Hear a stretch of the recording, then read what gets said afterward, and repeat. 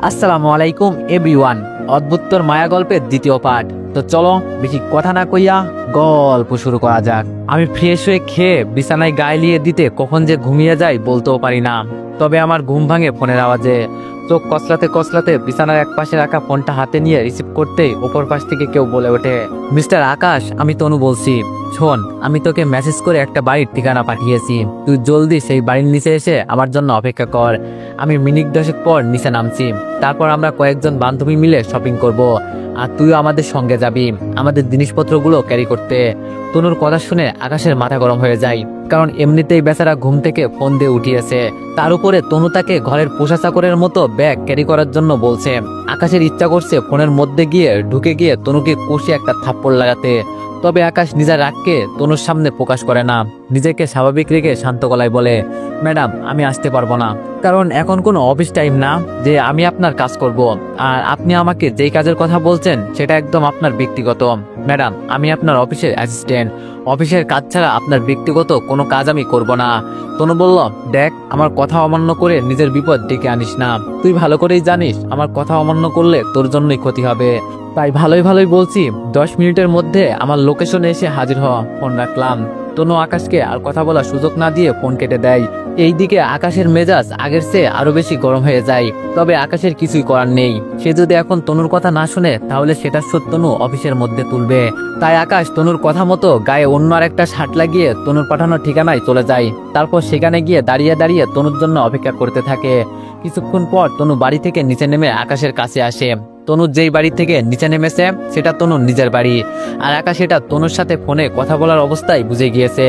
তনু আকাশের কাছে আসার পর গ্যারেজ থেকে নিজের গাড়ি বের করে আকাশকে নিয়ে শপিং মলের উদ্দেশ্যে রওনা হয়েছে। তনু নিজেই গাড়ি ড্রাইভ করছে, আর আকাশ তার পাশের সিটে চুপচাপ করে বসে আছে। কিছুক্ষণ গাড়ি করে যাত্রা করার পর আকাশ আর তনু শপিং মলে গিয়ে পৌঁছায়। শপিং মলের সামনে তনুর ফ্রেন্ডরা দাঁড়িয়ে তনুর জন্য বহু আগ থেকেই অপেক্ষা করছে। তনু শপিং মলে পৌঁছে নিজের বান্ধবীদের সাথে দেখা করে তাদেরকে নিয়ে শপিং মলে ঢোকে, আর আকাশকে তার পিছনে পিছনে যেতে বলে। তনু আর তার বান্ধবীরা শপিং মলে ঘুরে ঘুরে অনেক শপিং করে। তনু নিজের ক্রয়কৃত জিনিসগুলো সব আকাশের হাতে ধরিয়ে দেয়। তবে তনুর বান্ধবীরা যখন তাদের ক্রয়কৃত জিনিস আকাশের হাতে দিতে যাবে ক্যারি করার জন্য, তখন জিনিসটা তনুর কেমন যেন গায়ে লাগে। তাই সে সবাইকে বলে নিজের জিনিস নিজেকে ক্যারি করতে, আর তার জিনিসগুলোই খালি সে আকাশের হাতে দেয়। এরপর শপিং শেষ করে যে যার মতো বিদায় নিয়ে বাড়ি চলে যায়। আর তনু আকাশকে নিয়ে গাড়ি করে নিজের বাড়ির সামনে এসে পৌঁছায়। বাড়ির সামনে পৌঁছানোর পর গাড়ি সাইড করে তনু আকাশকে বলে শপিং ব্যাগগুলো বাসা অব্দি পৌঁছে দিতে। আকাশ কোনো কথাবার্তা ছাড়া চুপচাপ তনুর কথা মেনে জিনিসগুলো সঙ্গে নিয়ে তনুর পিছনে পিছনে যেতে থাকে। তনুর বাড়ির দরজার সামনে পৌঁছে দরজার কলিং বেল বাজাতেই তনুর মা এসে দরজা খুলে দেয়। তারপর তনু আকাশের হাত থেকে শপিং ব্যাগগুলো নিয়ে ঘরে প্রবেশ করে আকাশকে বলে, হয়েছে, এবার তুই বাড়ি চলে যা। আকাশ তনুর কথা শুনে চলে আসতেই ধরবে, তখনই তনুর মা ঘরের ভিতর থেকে তনুকে ধাক্কা দিয়ে দরজার বাইরে বের করে দেয়। ওয়ানেক্স হচ্ছে সবচেয়ে বিশ্বস্ত বুকমেকার, যা পিএইচডি এবং সিরিয়া অ্যাপের অফিসিয়াল পার্টনার। এই অ্যাপসে আপনি cricket, football, tennis live match দেখতে এবং তাদের স্কোর ভবিষ্যৎবাণী করে সহজেই অর্থ উপার্জন করতে পারবেন। সেই সাথে BMW গাড়ি, আইফোন, ল্যাপটপ এবং আরো অনেক নগদ পুরস্কার জেতারও সুযোগ রয়েছে। এই অ্যাপটিতে আপনি class crystal, under and over 21 ইত্যাদি গেম খেলে সহজেই আয় করতে পারবেন। আপনি বিকাশ, নগদ, রকেট ব্যাংক, ক্রিপ্টো, পেপল এবং অন্যান্য সহজ পদ্ধতির মাধ্যমে সহজেই আপনার জেতা টাকা তুলতে পারবেন। এখানে আপনি 24 ঘন্টায় 7 দিন গ্রাহক সহায়তা পাবেন। তাই এখনই পিন কমেন্টের লিঙ্ক ব্যবহার করে রেজিস্ট্রেশন করুন, অথবা গুগলে ওয়ানেক্স সার্চ লিখে রেজিস্ট্রেশন করুন। আর হ্যাঁ, রেজিস্ট্রেশনের সময় আমার প্রোমো কোড VODO7 ব্যবহার করে প্রথমবার ডিপোজিটে 20,000 টাকা পর্যন্ত পান।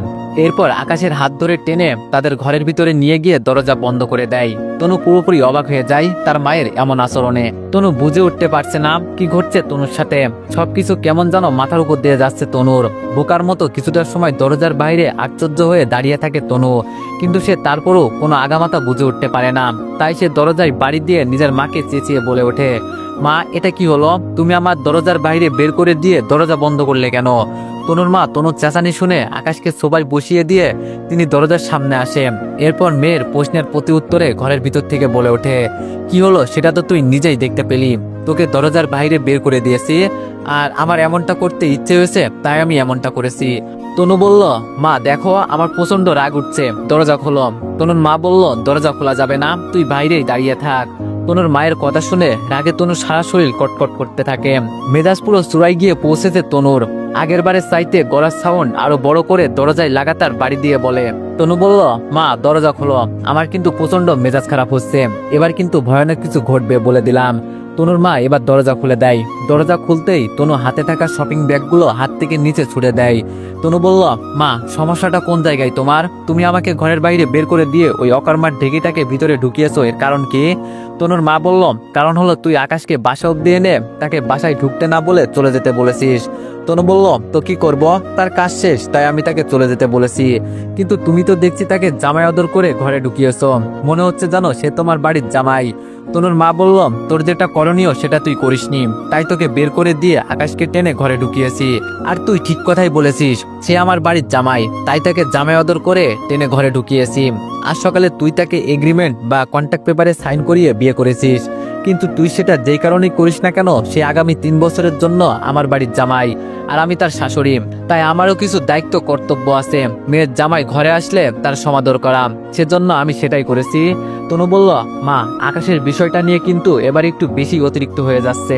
তনুর মা বলল, অতিরিক্ত আমি নয়, তুই করেছিস। একটা মানুষ বাসা অব্দি আসলে তাকে বাসার ভিতরে ঢুকতে বলাটা ভদ্রতা, কিন্তু তুই ভদ্রতা তো দেখাসনি, বরং তাকে চলে যেতে বলে উল্টো আরো অপমান করেছিস। তনু বলল, মা আমি তাকে বাসায় আসতে বলিনি, সেটা তোমার কাছে অপমান করা বলে মনে হয়েছে, কিন্তু সে গত 5 বছর আগে আমাকে আমার বান্ধবীদের সামনে থাপ্পড় মেরে সত্যিকার অর্থে অপমান করেছিল, সেটা কি তোমার কাছে কিছুই না? তনুর মা বলল, তনু যেটা গত 5 বছর আগে চলে গেছে সেটা চলে গেছে, অযথা 5 বছর আগের বিষয় নিয়ে 5 বছর পর রেষারেষি করার কোনো মানেই নেই। আর তাছাড়া তুই যেমনটা করেছিস তার সাথে, সেটা তার পরিবার কোনোদিনও তোর সাথে বা আমার সাথে করেনি। আমরা যতবার তাদের বাসায় গিয়েছি তারা বরাবরের মতোই আমাদের খাতির যত্ন করেছে, তবে হ্যাঁ তোর বাবার খারাপ সময়ে হয়তো তারা এগিয়ে আসেনি, আর সেটার জন্য হতে পারে তাদের অন্য কোনো কারণ ছিল, কিন্তু তারা কখনোই আমাদেরকে এভাবে অপমান করেননি। তবে তুই আকাশকে ডিরেক্ট অপমান করেছিস, যেটা তোর মোটেও উচিত হয়নি। তনু বলল, মা কোনটা উচিত আর কোনটা অনুচিত সেটা আমি ভালো করেই বুঝি, তোমার আমাকে নতুন করে এইসব শেখাতে হবে না। আর তোমার যেহেতু তাকে নিয়ে এত আধিক্যতা, তাহলে তুমি করো, আমি আর এই বিষয় নিয়ে মাথা খাওয়াবো না, তবে তাকে আমি সময় মতো সবকিছু বুঝাবো।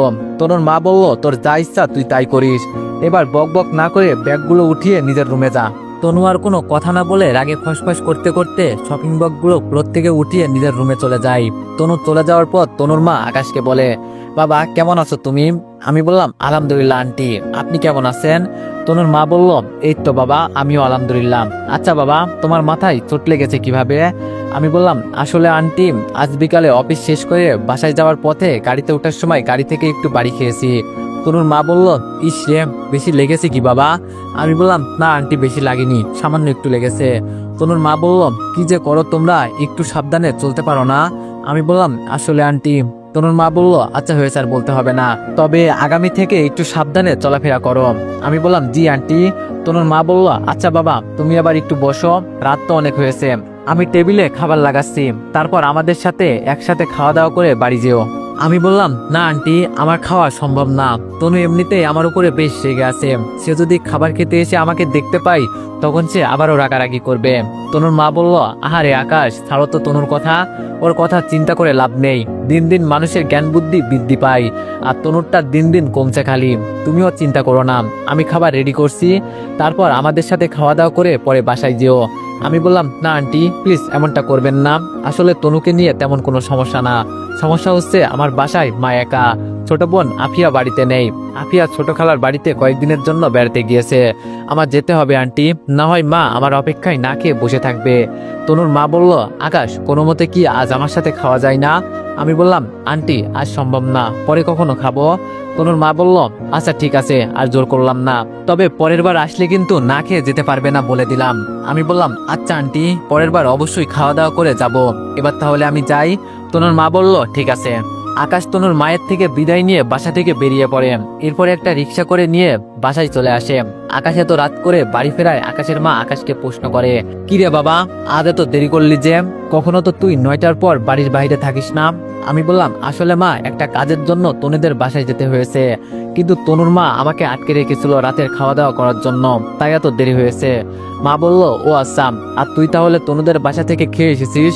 আমি বললাম, না মা খাইনি, তনুর মা অনেকবার খাওয়ার জন্য জোর করেছিল, কিন্তু আমি কোনো মতে বুঝিয়ে সুঝিয়ে চলে এসেছি, কারণ একে তো তুমি বাসায় একা, তার উপরে তনুর কথা তো তুমি জানোই। আমি কাজ শেষ করে তনুর বাসার দরজা থেকে চলে আসতে ধরছিলাম, তবে তনুর মা আমায় জোর করে বাসার ভিতরে নিয়ে গিয়েছে, যেটা নিয়ে তনু একটু রাগ হয়েছে। তাই আমি ওদের বাড়িতে আর খাওয়া দাওয়া করিনি। মা বলল, বেশ ভালোই করেছিস, সেই মেয়ে সাপের 5 পা দেখেছে, সময় হলে তার হুঁশ ঠিকানায় ফিরে আসবে। আমি বললাম, আচ্ছা মা, এখন এইসব বাদ দাও আর খাবার রেডি করো। মা বলল, খাবার সেই বহু আগেই আমি রেডি করে রেখেছি, তুই ফ্রেশ হয়ে আয়, তারপর 2 জন খেয়ে নিব। আমি বললাম, ঠিক আছে। আকাশ ফ্রেশ হতে চলে যায়। কিছুক্ষণ পর ফ্রেশ হয়ে এসে মায়ের সাথে একসঙ্গে বসে খাওয়া দাওয়া করে রুমে গিয়ে ঘুমিয়ে পড়ার উদ্দেশ্যে শুয়ে পড়ে। রাত কেটে যায়। পরের দিন সকাল 8টার দিকে আকাশ ঘুম থেকে উঠে যায়। ঘুম থেকে উঠে হাত মুখ ধুয়ে নাস্তা পানি শেষ করে 9টার কিছু সময় পরে বাসা থেকে অফিসের উদ্দেশ্যে বেরিয়ে পড়ে। 20 মিনিট পর 9টা 40-এর দিকে আকাশ অফিসে গিয়ে পৌঁছায়। অফিসে পৌঁছেই দেখে অফিসের কর্মচারীরা ধীরে ধীরে আসতে শুরু করেছে। আকাশ অফিসে ঢুকে পড়ে। অফিসের ভিতরে ঢোকার পর ম্যানেজারের সাথে আকাশের দেখা হয়। ম্যানেজার আজ একটু আগে এসে পড়েছে। ম্যানেজারের সাথে আকাশের দেখা হওয়ার পর ম্যানেজার আকাশকে সঙ্গে করে নিয়ে গিয়ে আকাশকে তার বসার স্থান দেখায়। এরপর আকাশকে বলে, এটাই হচ্ছে তোমার বসার জায়গা, তুমি এখানে বসেই নিজের কাজকর্ম করবে, আর সেই সঙ্গে খেয়াল রাখবে ম্যাডাম বেল বাজাচ্ছে কিনা। তুমি গতকাল হয়তো দেখছো ম্যাডামের টেবিলের উপরে ঘন্টার মতো কিছু একটা আছে, যেটা বাজালেই মনে করবে ম্যাডাম তোমাকে ডাকছে। আমি বললাম, আচ্ছা। ম্যানেজার বলল, এবার তাহলে থাকো, আমি ওই দিকটাতে গেলাম। ম্যানেজার আকাশকে তার বসার জায়গা দেখিয়ে নিজের কাজে চলে যায়। ম্যানেজার চলে যাওয়ার পর আকাশ চেয়ারের উপরে গিয়ে বসে পড়ে। আকাশের জন্য তনুর কেবিনের এক পাশে একটা ছোট্ট ডেস্ক আর একটা চেয়ার রাখা হয়েছে। আকাশ তার বসার স্থানে বসে তনুর আসার অপেক্ষা করতে থাকে। অপেক্ষা করতে করতে 10টা বাজার 2 মিনিট আগে তনু অফিসে এসে প্রবেশ করে। তনু অফিসে প্রবেশ করার পর কেবিনে ঢোকার সময় আকাশকে ইশারা করে তার কেবিনে আসতে বলে। আকাশ তনুর আদেশ মতো তনুর পিছনে পিছনে তনুর কেবিনে প্রবেশ করে। আকাশ তনুর কেবিনে ঢুকতেই তনু আকাশকে বলে, আচ্ছা আকাশ, তোর সমস্যাটা কি? আমি বললাম, কেন ম্যাডাম, কি হয়েছে? আমি কি কোনো ভুল করেছি নাকি? তনু বলল, তুই গতকাল না খেয়ে বাসা থেকে এসেছিস কেন? মা তোকে এত করে বলছে গতকাল রাতে খেয়ে আসার কথা, কিন্তু তুই না খেয়ে চলে এসেছিস। তুই জানিস না মা তোর জন্য গতকাল থেকে আমার উপর অভিমান করে আছে? তার উপরে তিনি গতকাল রাতে কিছুই খায়নি। আমি রাতে কতবার বলেছি খাওয়ার কথা, কিন্তু গতকাল তুই না খেয়ে আসার কারণে মাও রাতে খায়নি। কেন করেছিস এমনটা? আমি তোর উপরে রেগেছিলাম বলে? আমি বললাম, না ম্যাডাম, এমনটা নয়। আসলে আমার বাসায় মা একা, তাই তাড়াহুড়ো করে না খেয়ে চলে এসেছি, কারণ মা হয়তো আমার জন্য না খেয়ে থাকবে। তনু বলল, আকাশ, যেটাই হোক তোর খেয়ে আসা উচিত ছিল। একদিন আমার বাসায় খেলে তেমন কিছুই হতো না। আন্টিকে না হয় পরে গিয়ে বুঝিয়ে বলতি, কিন্তু তুই না খেয়ে আসায় মা অনেক কষ্ট পেয়েছে। তার উপরে আমি নিজেও জানি তুই আমার কারণেই খাবার খাসনি। এছাড়াও মা নিজেই আমাকে বলেছে আমি খাবার খেতে এসে তোকে দেখলে রাগারাগি করব, তাই তুই খাসনি।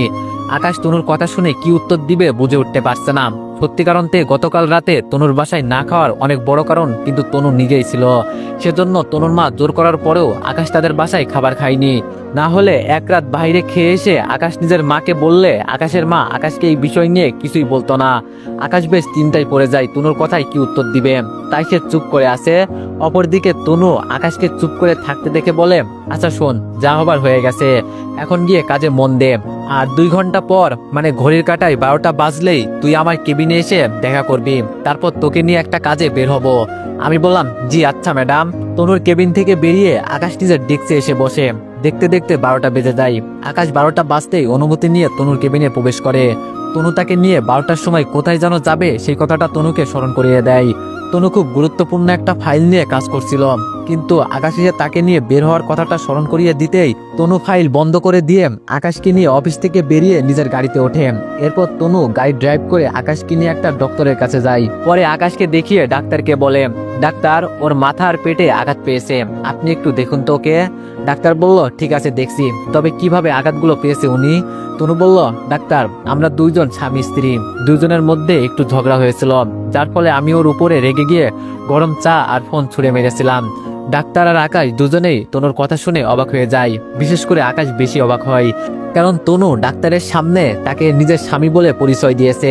অপরদিকে ডাক্তার তনুর কথা শুনে তার দিকে এক নজর আশ্চর্যের দৃষ্টিতে তাকিয়ে আকাশের জখমগুলো দেখতে শুরু করে। ডাক্তারের ইচ্ছে করছে তনুকে ইচ্ছে মতন কথা শোনাতে, তবে তিনি সেটা করতে পারবেন না, কারণ তিনার কোনো রাইট নেই স্বামী স্ত্রীর মাঝে কথা বলার। তাই তিনি নিজের কাজে মন দেয়। ডাক্তার আকাশের জখমগুলো দেখে প্রেসক্রিপশনের মাধ্যমে কিছু ওষুধ লিখে দেয়। আর ওষুধগুলো কন্টিনিউ করতে বলে এবং সেই সঙ্গে আরো পেটের ফোকসার জন্য একটা মলম ব্যবহার করতে বলে আকাশকে। ডাক্তারের কাজকর্ম শেষ হলে তনু ডাক্তারকে ফিস দিয়ে আকাশের হাত পেঁচিয়ে ধরে আকাশকে নিয়ে গাড়ির দিকে এগোতে থাকে। তনুর এমন আচরণে আকাশ আরো অবাক হয়ে যায়।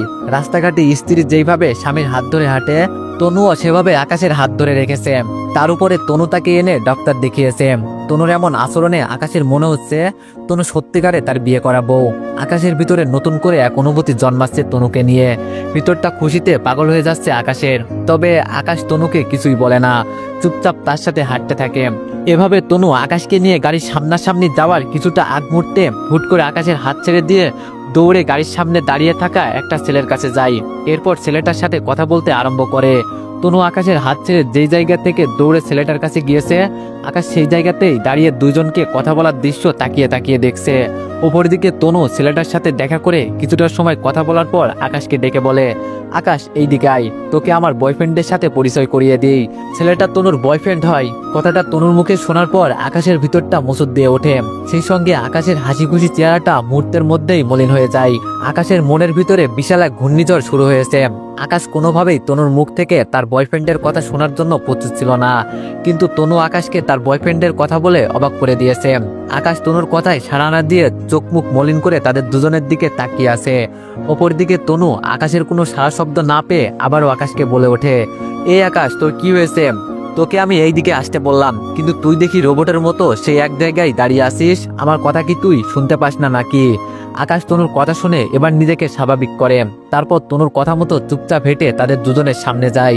আকাশ তনু আর তার বয়ফ্রেন্ডের সামনে যেতেই তনু তার বয়ফ্রেন্ডকে বলে, সোহান, এটাই হলো সেই অকর্মার ঢেকি আকাশ, যার কথা তোমাকে আমি বলেছিলাম। আর আকাশ, এটা হচ্ছে আমার বয়ফ্রেন্ড সোহান। নে, তোদেরকে ইন্টারভিউ করিয়ে দিলাম, এবার তোরা নিজেরা দুইজন কথা বল। তনুর কথা শুনে আকাশের রাগে পিত্তি ফেটে যাওয়ার উপক্রম হয়েছে। এমনিতেই বেচারার ভিতরে তনুর বয়ফ্রেন্ডকে দেখে ঘূর্ণিঝড় শুরু হয়েছে। তার উপরে তনু তার বয়ফ্রেন্ড সোহানের সামনে আকাশকে অকর্মার ঢেকি বলে বাজেভাবে পরিচয় করিয়ে দিয়েছে। আকাশের ইচ্ছে করছে তনুকে রসমালাইয়ের মতো টুকুস করে এক গালে গিলে খেয়ে ফেলতে। এছাড়া তনুর বয়ফ্রেন্ড সোহানের উপরও বেশ রাগ উঠেছে আকাশের, কারণ তার বিবাহিত স্ত্রীর উপর সোহান লাইন মারছে। তবে হ্যাঁ, তাদের বিয়েটা স্বাভাবিক নয়, কিন্তু তারপরও আকাশ কেন জানি তনুর প্রতি একটা টান জন্মেছে। যত সময় যাচ্ছে আকাশ ক্রমাগতভাবে ততই তনুর প্রতি দুর্বল হচ্ছে। তনু আকাশকে এত অপমান অপদস্থ করে, কিন্তু তারপরও আকাশ চাই তনু শুধু তার হয়েই থাকুক। কিন্তু তারপরও আকাশ চাই সে ছাড়া তনুর জীবনে আর কেউ কখনো কদম না ফেলুক। কিন্তু সবকিছু কেমন যেন আকাশের ইচ্ছের বিপরীতে হচ্ছে। আকাশ নিজের ভারসাম্যকে ঠিক রাখতে পারছে না তনুর বয়ফ্রেন্ডকে দেখে। তবে তার ভারসাম্য হারালে চলবে না, কারণ হয়তো তনুর কাছে তাকে আবার অপমান হতে হবে। তনু এমনিতেই ছোটখাটো বিষয় নিয়ে আকাশকে অপমান করাই কমতি করে না। আর তার উপরে আকাশ যদি এখন নিজেকে সামলে না রাখে, তাহলে বড়সড় একটা তুফান আসবে তার উপরে। তাই আকাশ নিজেকে সামলে নিয়ে তনুর বয়ফ্রেন্ড সোহানের দিকে হ্যান্ডশেক করার উদ্দেশ্যে হাত বাড়িয়ে দেয়। কিন্তু সোহান আকাশের সাথে হ্যান্ডশেক না করে অপমানজনকভাবে নিজের হাতকে আরো গুটিয়ে নিয়ে আকাশকে বলে, থাক, হাত মেলানোর প্রয়োজন নেই, এমনিতেই আমরা মুখে কথা বলতে পারি। সোহানের অপমানজনক আচরণ আর তার কথাবার্তা শুনে আকাশের মাথায় এবার রক্ত চটে বসে, যার ফলে আকাশ আর নিজের উপরে কন্ট্রোল রাখতে পারে না। চোখ মুখে রাগের ছাপ এনে সোহানকে বলে, সুটবুট পরিস্থিতি দেখে নিজেকে এলিট ক্লাস মনে হচ্ছে তোর, কিন্তু বাস্তবে তোকে আমার রাস্তায় টুকাই বলে মনে হচ্ছে।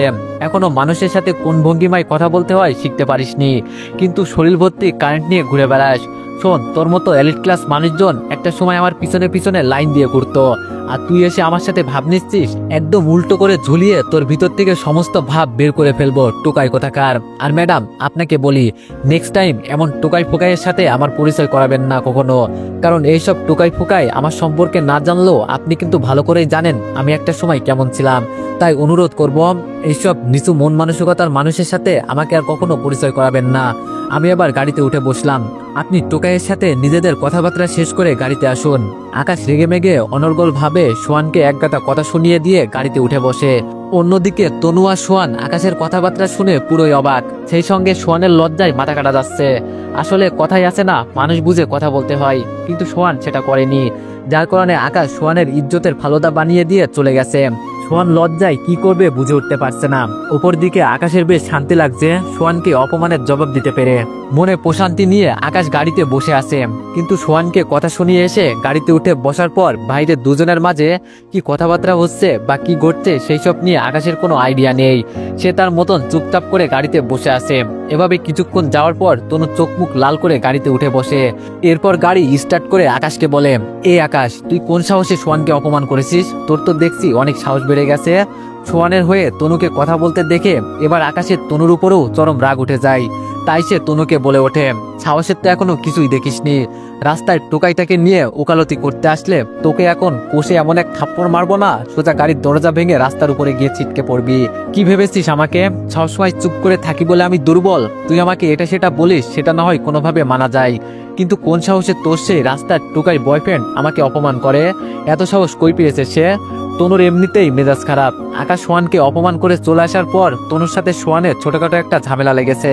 তার উপর আকাশ এখন আবার তনুর সাথে তুই তাকারি করার পাশাপাশি তাকে থাপ্পড় মারবে বলছে। আকাশের উপরও তনুর এখন চরম রাগ উঠছে। রাস্তার এক পাশে গাড়ি থামিয়ে তনু আকাশকে চেঁচিয়ে বলে ওঠে, এই অকর্মা, গাড়ি থেকে নাম, না হয় ঘাড় ধাক্কা দিয়ে তোকে রাস্তায় ফেলে দিব। বিয়াদব, তোর কত বড় সাহস! তুই আমার সাথে বড় গলায় কথা বলার পাশাপাশি আবার আমাকে বলিস থাপ্পড় মারবি। এখনই নাম তুই গাড়ি থেকে, না হয় তোর অবস্থার 12টা বাজিয়ে দিব আমি। আকাশ আর কোনো কথা না বলে গাড়ি থেকে নেমে হাঁটতে আরম্ভ করে। হাঁটতে হাঁটতে আকাশ অনেকটা সামনে চলে যায়, আর তনু রাস্তার একপাশে গাড়ি সাইড করে এখনো গাড়িতে বসে আছে। এভাবে কিছুক্ষণ যাওয়ার পর তনু কি যেন একটা ভেবে গাড়ি স্টার্ট করে আকাশের কাছে পৌঁছায়। এরপর আকাশের সামনে গাড়ি থামিয়ে আকাশকে ডেকে বলে, এই আকাশ, গাড়িতে এসে উঠে বস। আমি বললাম, না ম্যাডাম, আমি আপনার সাথে যাব না, আপনি গাড়ি নিয়ে চলে যান। তনু বলল, আকাশ প্লিজ রাগ করিস না, গাড়িতে এসে বস প্লিজ। আমি বললাম, না ম্যাডাম, আমি যাব না, কারণ আমার মতো মানুষের কোনো যোগ্যতা নেই আপনার গাড়িতে বসার। আপনার বয়ফ্রেন্ড আমাকে আপনার সামনে অপমান করেছে, কিন্তু তখন আপনি তাকে কিছুই বলেননি। কিন্তু আমি আপনার বয়ফ্রেন্ডকে নিয়ে কয়েকটা কথা বলাই আপনার গায়ে লেগে গেছে, তো আমি আর আপনার গাড়িতে বসে কি করব? এছাড়া আপনার সাথে বাজে বিহেভ করেছি, আমার সাথে এমনটাই হওয়া উচিত ম্যাডাম। তনু বলল, এই আকাশ, সরি, আমার ভুল হয়ে গেছে, আর আমি সোহানের তরফ থেকেও তোর কাছে ক্ষমা চাইছি। তুই এবার প্লিজ গাড়িতে উঠে বস। তো এভরিওয়ান, গল্পটি কেমন হয়েছে সবাই একটু কমেন্টে জানিও, আর নেক্সট পার্টের জন্য সবাই একটু বেশি বেশি কমেন্ট করে দিও। ধন্যবাদ।